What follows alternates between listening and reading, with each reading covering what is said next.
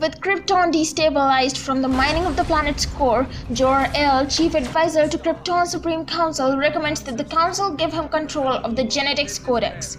Before any action can be taken, soldiers led by General Zod, an old friend of El's, launch an uprising and arrest the counselors. Realizing that Krypton is doomed, El steals the genetic codex sought by Zod and infuses them into the DNA of his infant son, Cavill, the first naturally born Kryptonian child in centuries.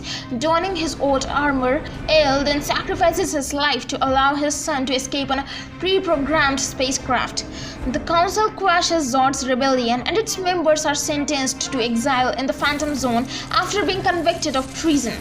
Krypton explodes soon after. Following El's coordinates, the ship crash lands on Earth in Smallville, Kansas. A childless couple, Jonathan and Martha Kent, find Kal-El and raise him as their own, naming him Clark. Clark eventually becomes an isolated young man as a result of developing superhuman powers, which he tries to hide from others. He then learns his true origins from Jonathan, who urges him to keep his powers hidden. Several years later, Jonathan dies in a tornado while refusing to let Clark rescue him. Burdened with guilt and looking for a new purpose in his life, Clark leaves to travel the world for an extended period of time under several disguises. Several months later, Daily Planet reporter LOIS receives an assignment to investigate the discovery of a Kryptonian scout ship in the Canadian Arctic. Disguised as a worker, Clark enters the ship and activates its central computer using a key lift by Jor-El, which allows him to communicate with an artificial intelligence modeled after his father. The artificial intelligence explains that Clark was sent to Earth to guide its people and present him with a Kryptonian uniform bearing his father's symbol. While following Clark, LOIS inadvertently triggers the ship's security system. Clark uses his powers to rescue LOIS before wearing the uniform and testing his flying abilities.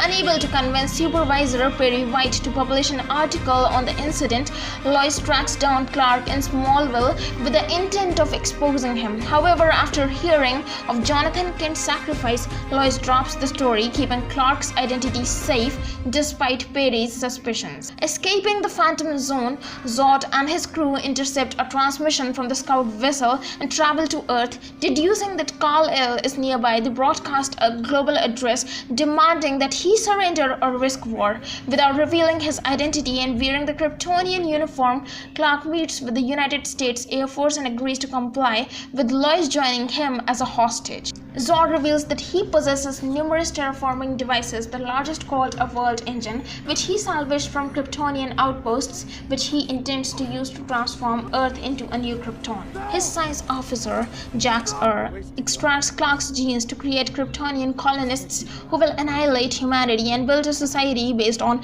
Zod's ideals of genetic purity. Using the Jor-El artificial intelligence to take over the ship, Clark and LOIS flee and warn the US military after an explosive confrontation between Clark and Zod's troops in Smallville, just as Zod orders an invasion. Zod deploys the world engine from the Kryptonian ship, which touches down in the Indian Ocean and begins firing a beam through the planet towards the ship, severely damaging Metropolis and initiating the terraforming strategy. Clark destroys the terraforming platform while the military launches a suicide attack, sending Zod's troops back to the Phantom Zone.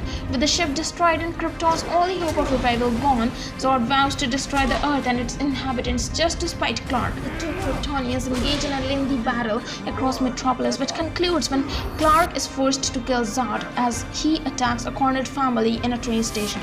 Clark adopts a separate public identity with the military codename Superman and persuades the government to let him act independently so long as he does not turn against humanity. To allow access to dangerous situations without attracting attention, he covertly maintains his civilian identity and takes a job as a freelance reporter for the Daily Planet.